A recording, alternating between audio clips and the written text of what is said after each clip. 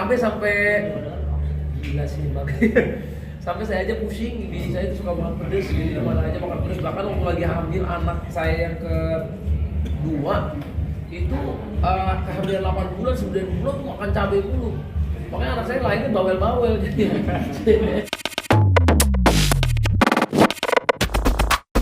Selamat atas pembukaan resto barunya. Ya, seperti apa mungkin nih Bang Atan bisa dijelaskan nggak sih dari namanya dulu Bang? Oke, bismillahirrahmanirrahim. Alhamdulillah ini namanya lama itu kan artinya enak sebenarnya. Cuman karena aku itu berasalnya dari Padang, jadilah lama gitu. Jadi lama itu kan enak. Kalau enak rasa kan kayaknya udah ada yang bikin atau kayak gimana gitu ya Mas ya. Jadinya nemulah lama kayaknya bagus itu, simple, lama, rasa.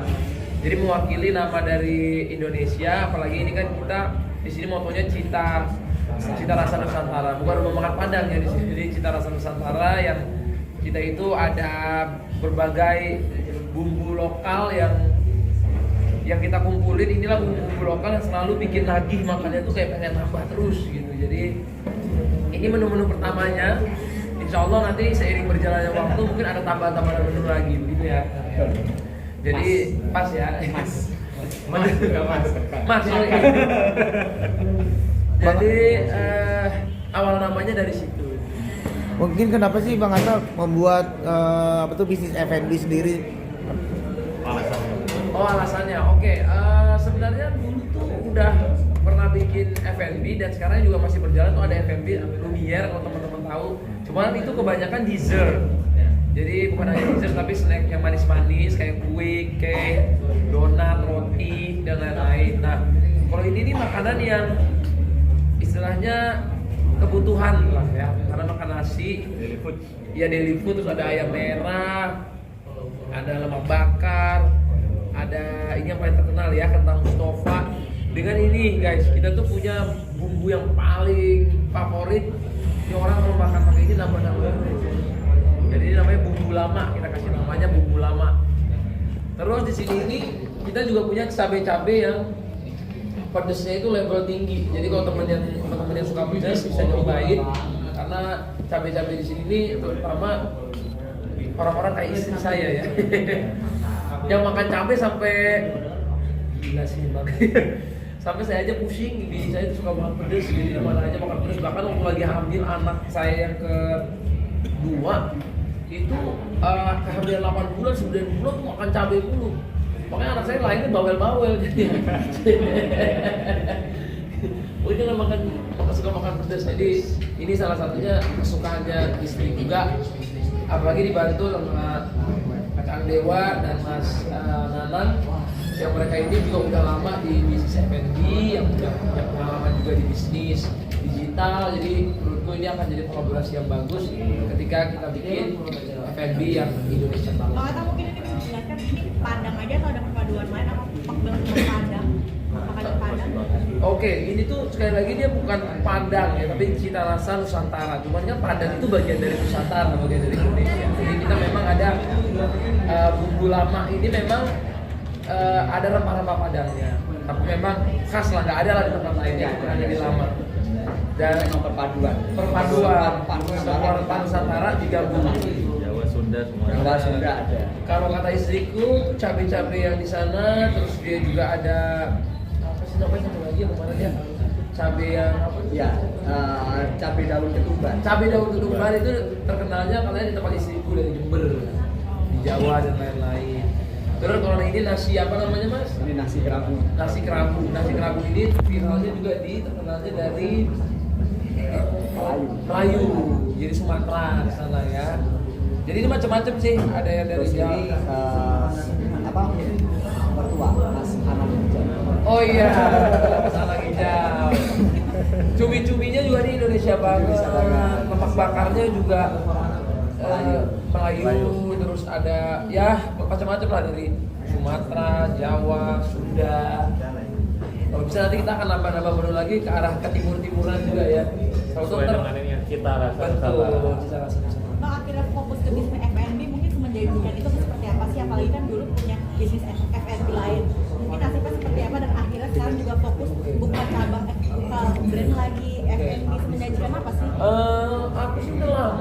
F&B itu cuma Lumiere itu aja sih, udah 5 tahun ini nggak ada dan alhamdulillah sampai hari ini Lumiere kita bagus. Dan walaupun sempat kemarin tuh ada ujiannya sedikit, terus kita rombak manajemen dan lain-lain, sekarang omset kue kita lumayan bagus, bahkan online-nya kami bisa kirim ke seluruh Indonesia. Jadi kalau ditanya kenapa buka F&B terus dan nggak terus sih, jadi udah lama Lumiere aja 5 tahun ini, habis itu tiba-tiba lahirlah Lama Rasa ini. Kalau mereka nggak tahu persiapannya berapa lama. Iya, dan mungkin dia nggak tahu ini persiapannya 1 tahun. Habis tahun. Setahun dimantengin menunya, jadi review lagi 2 bulan kemudian masih gak dapet rasanya, review lagi apa sih ya, bulan ke-4, bulan ke-6, bulan ke-8 masih review betul lagi.